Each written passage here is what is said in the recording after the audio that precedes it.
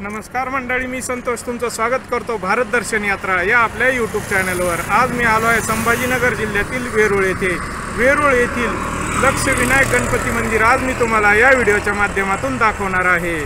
मी ज्या ठिकाणी उभा आहे येथून अवघ्या 300 मीटर अंतरावर घृष्णेश्वर महादेव मंदिर आहे, हा ज्योतिर्लिंगांपैकी एक।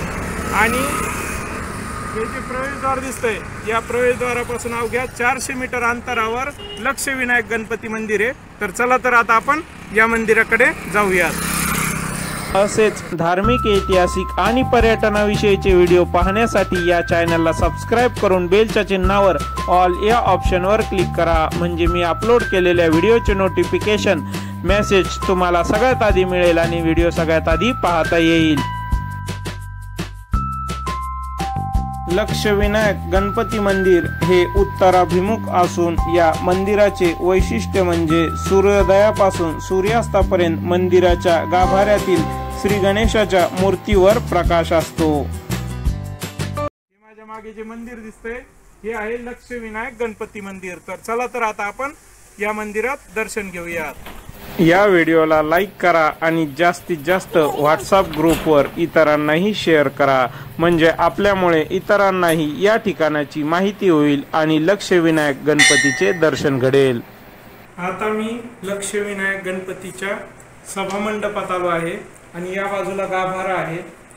ही गणेशाची मूर्ती स्वयंभू आहे आणि घृष्णेश्वर मंदिरात जसं पुरुषांना शर्ट आणि बनियान काढून आत जावं लागतं दर्शनासाठी, तसेच इथेही प्रथा आहे।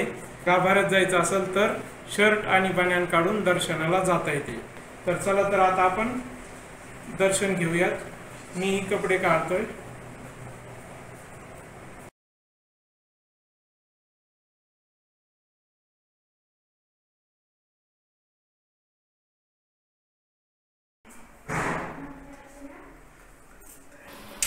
मंदिराच्या गाभाऱ्यात श्री गणेशाच्या 2 मूर्ती आहेत। त्यातील मुख्य मूर्ती ही डाव्या सोंडीची असून सिंदूरात्मक आहे।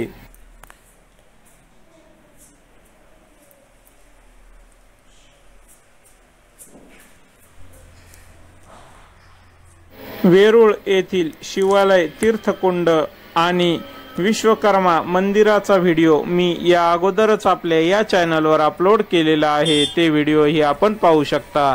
डिस्क्रिप्शन बॉक्स मध्ये लिंक दिलेली आहे। या व्हिडिओला लाईक करा आणि चॅनलवर नवीन असाल तर चॅनललाही सबस्क्राइब करा।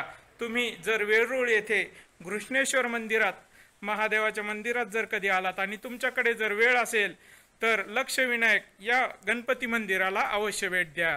श्री लक्षविनायक गणपती आपल्या सर्वांच्या मनोकामना पूर्ण करो हीच प्रार्थना करतो आणि निरोप घेतो। लवकरच पुन्हा भेटूया एका नवीन ठिकाणी नवीन व्हिडिओमध्ये। धन्यवाद।